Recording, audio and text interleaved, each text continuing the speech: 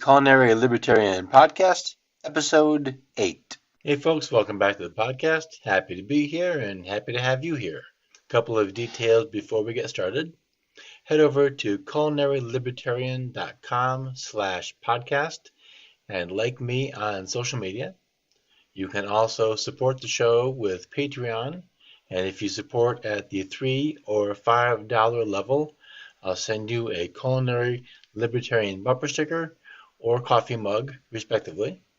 Lastly, find and like the show on iTunes and give me a review. That'll help move the show up and get some more people listening to learning how to cook. You can find the details about this episode on the show notes page, culinarylibertarian.com/8.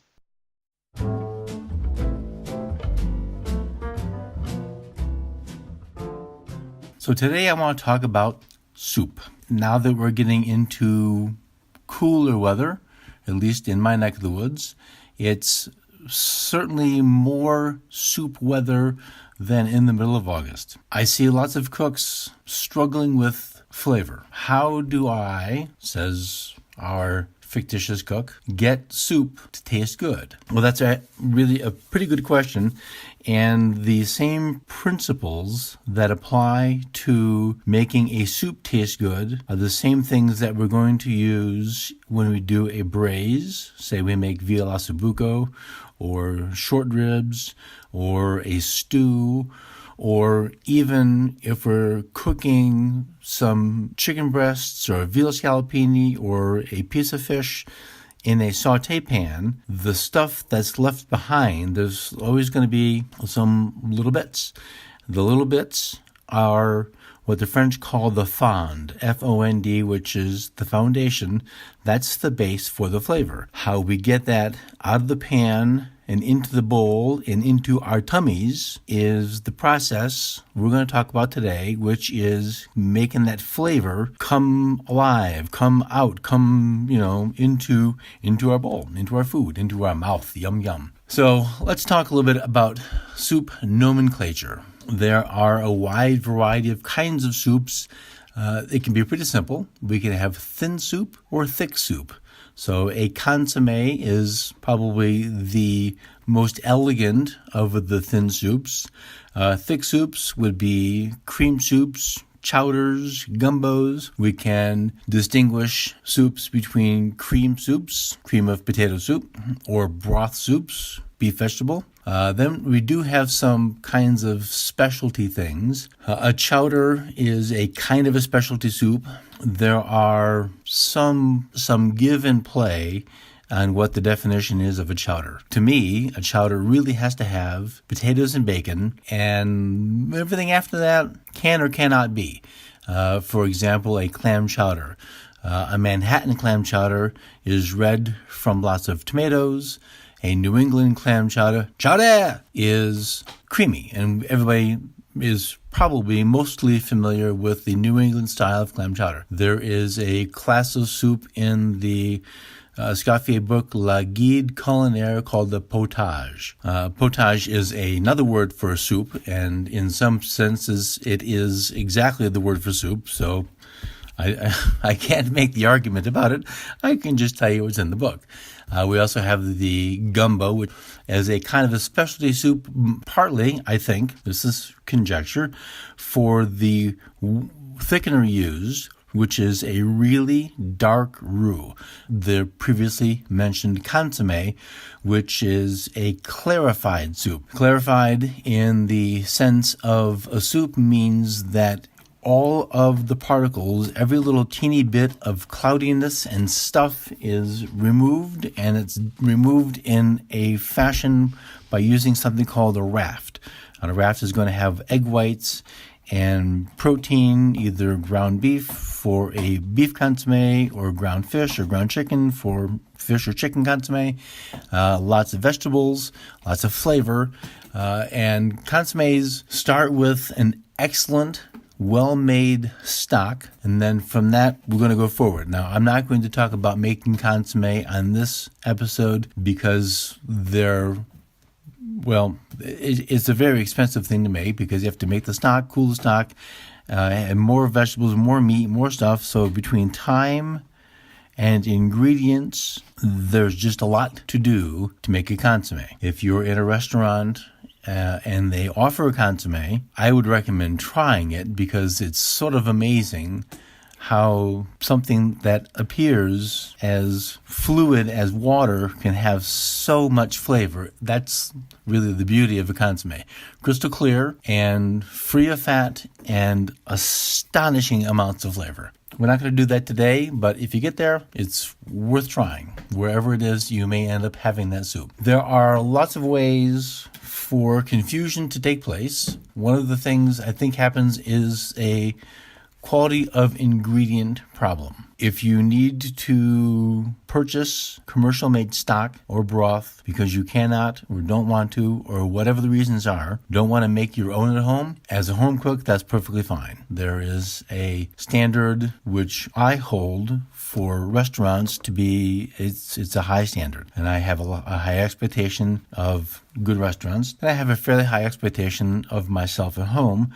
But I also recognize that there are lots of challenges that get in the way between sports and school and kids and work. And, well, sometimes we just can't do all the things we want to do. Convenience does offer a solution, and the solution is to use some commercially made stocks. And if that's the thing that needs to happen for cooking to take place, well, then do the thing that makes cooking take place. A little bit about my background, just so you understand what my knowledge base is in terms of soup. My training was with a couple of certified master chefs, and I've been cooking for 30-ish years and spent a lot of time working through and in culinary school teaching as a chef instructor the classical French book I mentioned a minute ago, La Guide Culinaire. Auguste Escoffier is one of the patriarchs of cooking. Antonin Carême would be another one from a couple hundred years ago. Escoffier codified really the procedures for what really fine cooking is. And it is from this place that I come with knowledge about flavor and building soups and sauces and all this stuff. When we get into soup making, we're going to have mostly two bases. Either it's going to be a stock-based or a broth-based soup, or it's going to be a dairy-based soup, cream or milk. The thickener we're going to use mostly, if it's going to be thickened soup, is going to be a roux. Now, roux is a mix of equal parts by weight of flour and butter. At home, we're going to use whole butter, which is how the butter comes out of the box in the little wrappers. For our needs, we do not use margarine. Margarine should be avoided at all costs. Butter is by far the superior choice.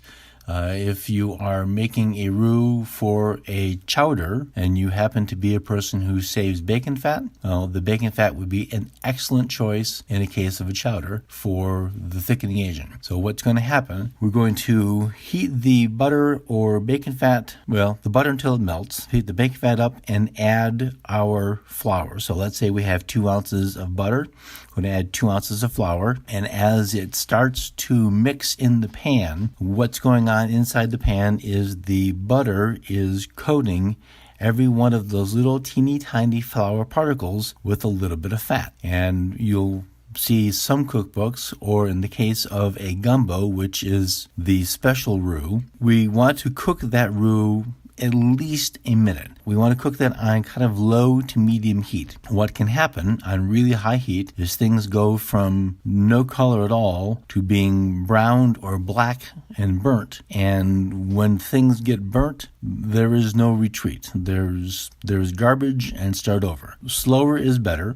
Heat and the browning process are cumulative. It may take longer over slower time to brown the roux if that's what we're looking for, but slow is better, certainly when we're learning what we're doing in building the flavors, because burn's bad. So let me divert a minute to the gumbo roux.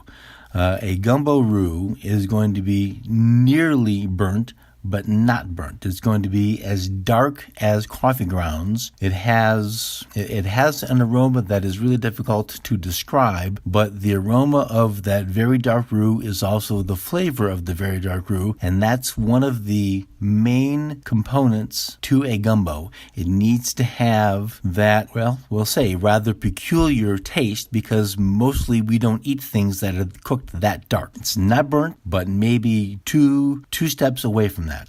The other things in gumbos are going to be okra and sassafras. Sassafras and the powdered form also goes by the name of gumbo filet, and that's also a thickening agent, but it adds another element of flavor. We'll make gumbos a separate episode, but for now, that's what we need to know. If we want to make stock, stocks being the base of flavor for our soup, or if we're doing some fancier cooking, that could be the base of flavor for our sauce. Stock is the liquid extraction of flavor from the bones of the animal. So beef stock is made from beef bones, but kind of the secret is it's not. It's made from veal bones. Beef bones tend to be a little bit more expensive, and so that from a restaurant standpoint, that raises the price of everything associated with the dish. The bigger problem with beef bones is A, they're harder to come by, and two, they have a higher amount of fat in them, which isn't altogether a problem, but it doesn't end up producing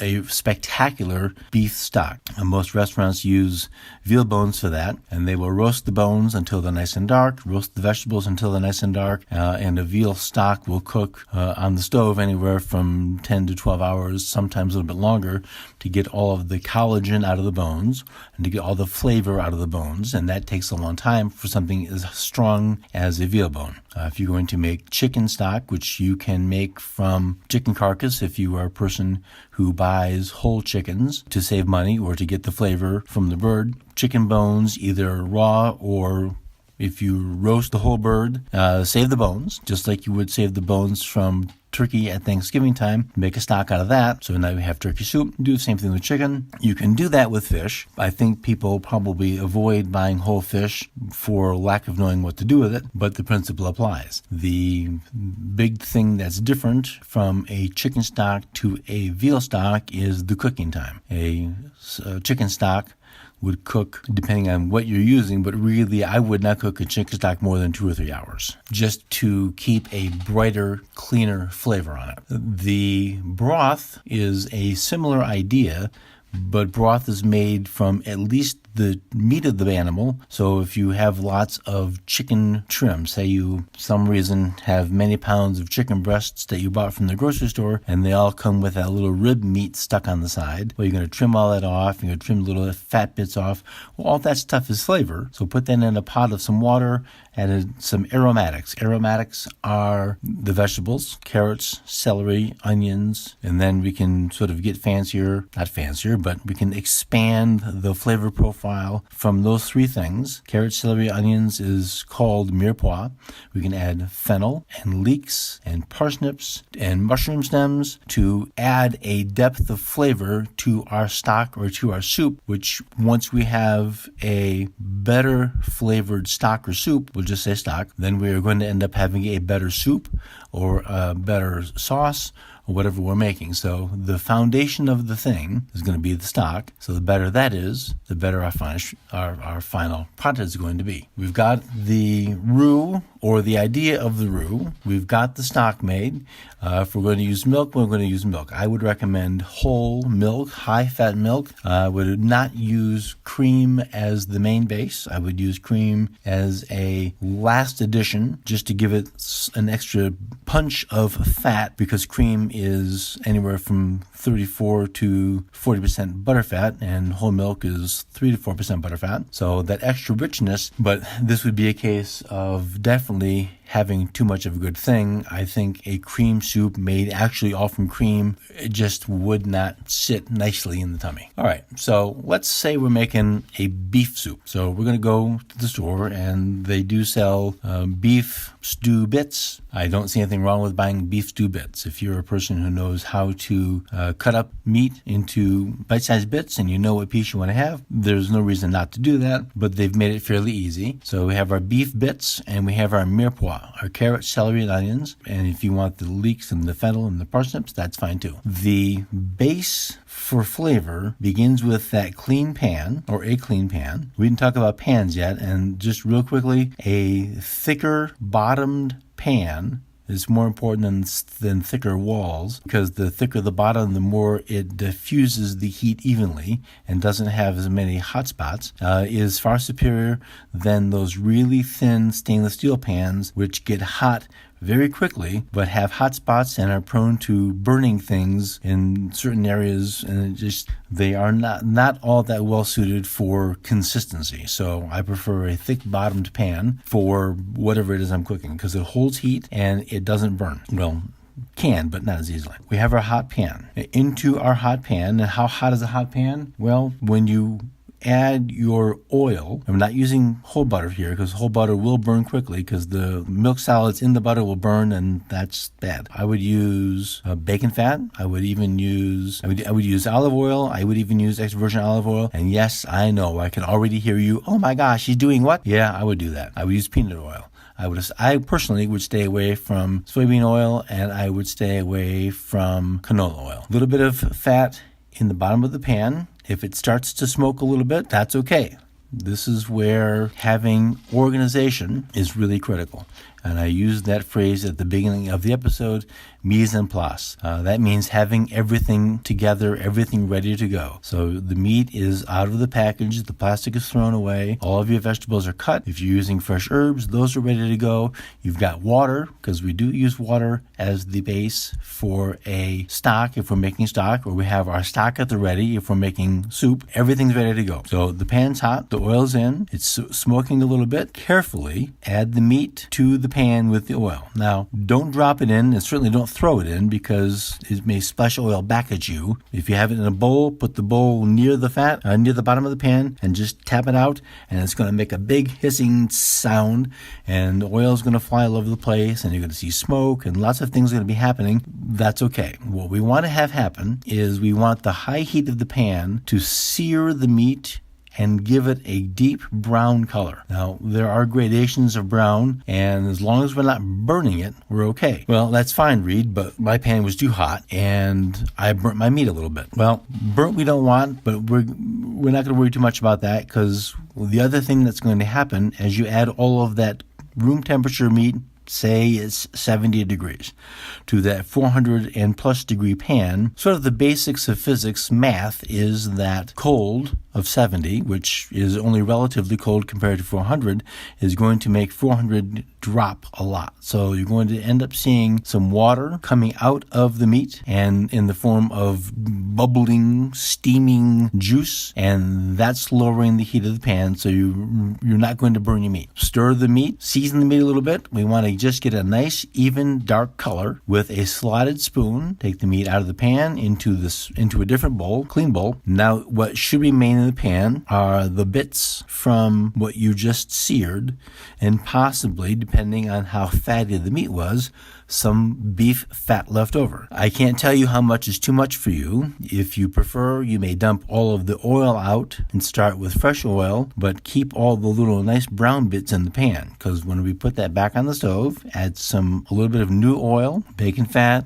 peanut oil, whatever you're using. Now add the carrots. The order of addition for the aromatics is going to make a difference in how we get the most flavor from our soup. Carrots and celery, obviously you know this, they're very dense, hard vegetables, as the onion, although it seems like it is, really is not. And the onion has a lot of water that's easy for heat to make release. Well, what does that mean? As you're cooking your vegetables on that high heat, the celery and the carrots, and if you're using them, parsnips and to some degree fennel, they have a lot of vegetable stuff, cellulose, to get through that has to be cooked down, so that as those cellulose cells deteriorate and start to break down from the cooking, they're going to release their water. Now, celery has a lot more available water than a carrot does, but because the carrot is so strong, it's going to take longer for it to brown than it will take for the onion to brown. So carrots, then celery, then onions, but look at the vegetables in the pot see if they're starting to brown, then add the next thing. The goal here, and the reason we're choosing to do it in these steps, is for the caramel that is what that brown is on the outside of the meat, and especially on the outside of the vegetables, because even though you don't see it, there is some natural sugar in the vegetables, carrots more than in celery. As that browns, that caramel is going to wash off of the food into the soup, and that's where the color and that deep flavor come from. So when you go to those places that serve like, wow, that's just the best soup ever, how'd they do that? The hope is they did sound cooking practices as opposed to opening a jar with the base. Bases have gotten better over the years, but that is not an endorsement to use them. Sound cooking is the way to go. So we have our brown meat, our brown carrots, and celery, and onions, and the other aromatics if you've chosen to use them. If you want to add garlic, at the last stage of the dry, hot heat is the time to add garlic. Same idea applies. Thinner things are going to brown much more quickly than thicker things, and all things being equal, garlic and carrots cut the same size, the garlic will brown and maybe burn before the carrot will. And let me tell you, burn garlic, well, there are a few things worse on the planet than that, and that's pretty darn bad. So, our base. The fond is in the pan, the meat is in a bowl, the vegetables are browning. Now what do? If the vegetables are starting to burn, we need to do something sooner than later to fix the problem, because burn is what we want to avoid. All of these steps up to this point have been to develop color on the food and a little bit of foundation in the bottom of the pan, which is that nice dark brown layer that's going to be the flavor base for our soup. If we see that it's getting too hot too fast, don't panic, but this is the time we need to add something that's wet. So if you are going to make a beef and tomato soup, this would be the time to add diced tomatoes. If you're making a beef mushroom soup, this is the time to add a little bit of oil and some of the mushrooms. The tomatoes and the mushrooms, even though they don't exactly look like it, are water. They have, obviously, tomatoes much more water than mushrooms do, but mushrooms, they hide their water inside their mushroom little mushroom cells, and as they break down, the water starts to come out. As the water is coming out of the vegetables into the pan, a couple of things are happening. The water is deglazing. That's the cooking term for washing that caramel off of the bottom of the pan and making it part of your soup or part of your sauce. The temperature of the pan is also dropping drastically. Since water boils at sea level at 212 degrees, all of that high heat that was being used to sear the vegetables and the meat to get that color, that's gone. So whatever didn't get seared is now not going to get seared because we've got something in the pan that is in the form of water. It can be tomatoes and mushrooms are the most obvious. It could be some wetter vegetables. It could be actually putting in the stock. It could be anything that's going to make the temperature of the pan drop and water come into the pan. Once you've added your tomatoes or mushrooms, or if you're not using that, you've added your stock and the soup has come to a boil, you can add the meat to the pot. I would avoid seasoning at this point. And the principal reason for that is you can always add salt later, but getting salt out of a dish is, well, it's nearly impossible. And all of the old tricks of putting a potato in it or putting bread in it or adding sugar to it don't work. So the best solution to oversalted soup is don't oversalt the soup. You can always add salt at the end of it, and that's really just the best way to go. Once your soup is boiling, cut the heat down to a simmer. Now, simmer is the liquid is still moving. The full boil we're avoiding. And we're going to let everything just cook until when? Until it's done. It's the most frustrating answer in cooking is how long does it cook? Cook till it's done. How do I know when that is? Well, the food kind of will tell you. It won't speak up. But when you go to your soup pot and take a fork, push it into the meat, if it's still not fork tender, and you know what that is, well, then it's not done. So it cooks longer. How much longer? I don't know. Until it's done. Some cooks who I've talked with, be it either professional cooks or just moms find the list of ingredients too burdensome. I don't know what this thing is. I don't know what that thing is. My store doesn't sell this, so I can't make the soup. And that's not an unreasonable frustration. If you're following a recipe and you don't know what fennel is, or your store doesn't sell fennel, or you can't find leeks, it could be an easy decision to just not cook. I can't find the ingredients I want. I don't know what to do, so I'm not going to make anything. It's not at all uncommon. What I think cookbook writers miss is giving cookbook readers permission to make changes.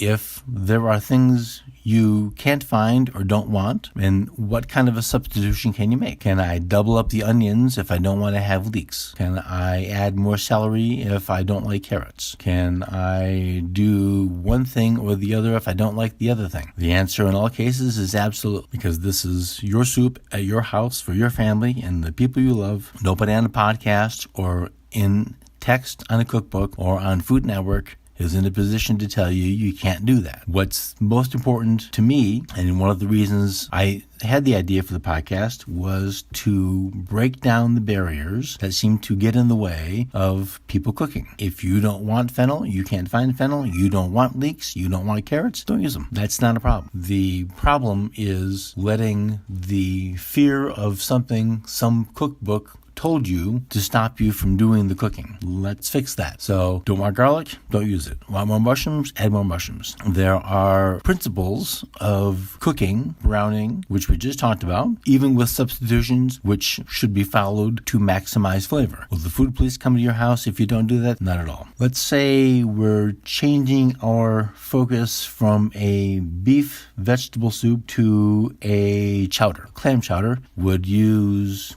clam broth and some milk. It's also going to use a roux. So the question of how do I use a roux to thicken my soup and not get lumps like Grandma used to get in her gravy every Thanksgiving. Now, Grandma did the best she could, and we love Grandma very much, but lumpy gravy and lumpy soup, well, that's not good. So we can fix that. In the pan in which we've made our roux, there's a couple of ways to go. One of them is an extra step, and if this is more than you want to do, then go the single way. The extra step way is to make the roux in a separate small saucepan and then add that to the pot of soup. One of the real important considerations for using roux effectively, and that means using it so that we don't get lumps, is the temperature of the roux and the temperature of the soup need to be different by some decent degree. So if you've just made the roux, it's hot on the stovetop, milk from the refrigerator is definitely going to make that contrast create success for us. So hot roux, cold milk, that's what we want to have. If we have hot stock, then we want cold roux. But remember, this is kind of a relative thing. Since the milk is boiling somewhere around 212 degrees, if the roux is room temperature, then that's going to be difference enough. In my own experience, I find greatest success comes from adding the liquid to the roux than the other way around. And I whisk small portions at a time. So if we're making our clam chowder, and let's do it all in one pot, we've got, say, an ounce of butter and an ounce of flour have been cooking for 1 to 2 minutes on low heat on the stove, and the roux is still nice and white. I'm going to add some of the clam broth to that pot, and maybe a cup or two at a time. Whisk that, and it's going to look kind of a bit of a mess. You'll see some lumps, you'll see some chunks. It won't look very thick. Let that broth come to a boil, so we may need to raise the heat. And as the broth starts to boil, the butter that has surrounded the flour will melt away due to the heat, and the flour will absorb the liquid. The reason we're using butter around the flour is to avoid getting lumps of flour sticking together, and also butter tastes good, so it adds a nice flavor to the soup. As the clam broth is coming to a boil, it's going to start to thicken. So whisk some more and add some more clam broth. If you've used all of the clam broth that the recipe asks for, and it says, hey, you're going to need some milk, you can add some milk at the end. This step gradually adding liquid to the roux is what I've used to the most success to make sure there are no lumps of any kind in my soup or my sauce, or even if you're making macaroni and cheese, they do the same thing. A little bit of milk at a time to make sure that we have no lumps. If you are making a soup that doesn't require a roux, or you're making a soup, say you're making a chicken noodle soup or a chicken broth soup or chicken vegetable soup, and you say to yourself, I kind of want this to have a little bit of body, but I don't want to go through the process of making a roux and then cooking the soup long enough for the roux flavor to be cooked out.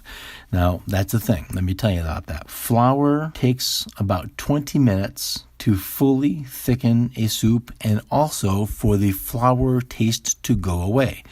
So roux are spectacular thickening agents, but they are not instant thickening agents. If you have this chicken noodle soup, this chicken vegetable soup, and you're thinking, it's really cold and I want some viscosity. Yeah, no one says that. I want a thicker soup. Well, one of the things you can do is mix equal parts of cornstarch with water, or if you have a thickener called arrowroot, which is a tropical root that's dried and ground and for all intents and purposes looks like cornstarch, but does thicken better than cornstarch. Mix that with water. That's called a slurry. When your soup is boiling, add just a little tiny bit at a time, and that will thicken almost immediately. I would let it boil a good 2 or 3 minutes afterward just to see the full effects, but then you'll see how little is little, half a teaspoon. Start small. This is one of those things, just like adding too much salt, there is no real solution to fixing over-thickened soup that's been thickened with cornstarch or arrowroot. You have to add more water to it. The problem with that is if the flavor was exactly what you wanted, and now you're adding more water, you're diluting the flavor, so the loveliness is gone. We may have properly thickened soup, but it doesn't taste like it was supposed to, and that's unhappiness. And unhappiness is easy to avoid by adding just a little bit at a time, and use a half a teaspoon at a time if you have to. If you're concerned that someone's going to bump you and bloop, then the whole half a cup goes in. That would be unhappy. We don't want unhappy. For a thickener that doesn't require starch, what can we do for, say, a cream of carrot soup? Well, I mentioned a minute ago that carrots have cellulose. Cellulose is kind of like a wood fiber, and it has a spectacular thickening ability, and it's pretty much in all vegetables. And just so we know, zucchini and yellow squash, they're fruits. We cook them like vegetables, but they're not. So we know this about potatoes. Potatoes have lots of starch. So maybe you wanted to make a cream of carrot or a cream of parsnip. You should do that, by the way. Fennel has some cellulose. Onions, less so than the woodier kinds of vegetables. Squashes, excellent for pureed thick soups. Now, let me just make an observation. If you have one of those handheld immersion blenders, that's kind of like a culinary outboard motor, they go bzz, bzz, those are spectacular. Probably the easiest way to puree a soup is with one of those immersion blenders. If you are a little more old-fashioned and have, as I do, only a mixer that has the glass thing or the metal thing, well, that's fine too. Here's where the note of caution comes in. And do not fill your mixer so full. And how full is so full? 2/3 or more. Keep it about half full. When you turn the mixer on, sometimes mixers tend to want to spew their insides outside. Well, that's perfectly fine. It makes a big mess, but no harm done if you're making a smoothie in the morning. Lots of harm done if you're doing this with a very, very hot soup. Hot cream soups tend to stick, and hot cream soups which stick to skin burns skin longer than just water soups. So take great care if you want to. It's a good idea to put a kitchen towel over the top of your blender blender, before you hit start, just to make sure anything that comes out doesn't burn, because burning is bad. The process of cooking the meat as we did in the beef soup may or may not be your choice in a chicken soup. I find that slightly darkened chicken soups have a depth of flavor that is preferred to me over just plain regular chicken soups. I will also, in a case like that, especially if I'm using bones that have been from a roasted chicken, I will go ahead and roast them a little bit to give them even more color and then make the stock from that. And I'll also roast my vegetables or saute the vegetables a little bit before I add them to the stock, just to help enhance that caramel color and that caramel flavor. The thickening part I probably would avoid just because I like a brothy chicken soup, but there's a way to get that brown color without necessarily browning the chicken, which you certainly could do. There are lots of ways to get to the flavor land we're looking to get. There are no real rules, especially when you're cooking at home. And I'm going to stress the real important factor is that cooking happened at home. The procedures are important, but it's more important to feed the people and feed the people with the fruits, so to speak, of your labor. And the best thing about cooking is, even if it doesn't come out great, people tend to like it. And there's lots of ways to improve, lots of room to improve, and that's just by practice, practice, practice. It's kind of the same way you get to Carnegie Hall. Browning the meat, browning the vegetables in the right order, making sure that the pan is not too hot so that we're burning the food, and adding the liquid things, tomatoes, mushrooms, stock, at the right time to get the flavor from the bottom of the pan in the form of all that brown yumminess. Oh, let me step back a second. If you are using herbs, if you're using dried herbs or spices, the best time to add them is at the end of the hot, dry heat. And for dried herbs, I would put them in a little bowl and add a little bit of water to them and make a paste. If you're using curry or even dried thyme or anything dried, make a little bit of a paste out of it with a little bit of water. The water is going to do two things. The first one is it's going to help lower the temperature of the stuff in the bowl. What that means is when you add that wet paste to the hot pan, the water is going to turn to steam first and help pull out the essential oil flavors that are part of that curry or the coriander or the thyme or the rosemary. It's also going to be a barrier from those things burning immediately. You throw curry into a really hot pan, pretty much it's going to burn. And, well, we've already established burn is no good. That water serves the two functions of letting the oils and the flavors come into the bottom of the pot without burning. Then add your tomatoes or your stock. Same thing, same time if you're using fresh herbs. Fresh thyme, fresh rosemary, fresh marjoram, fresh oregano.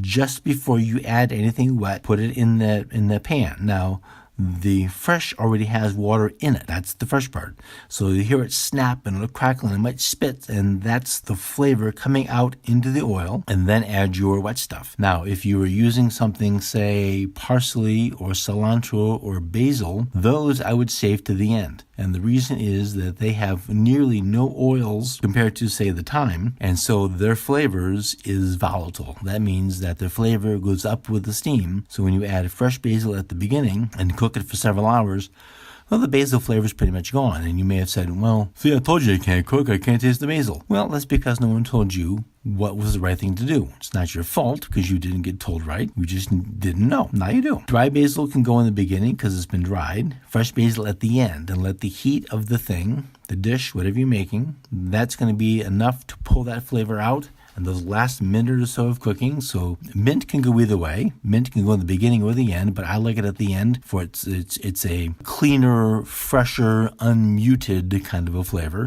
which applies to the basil, cilantro, parsley.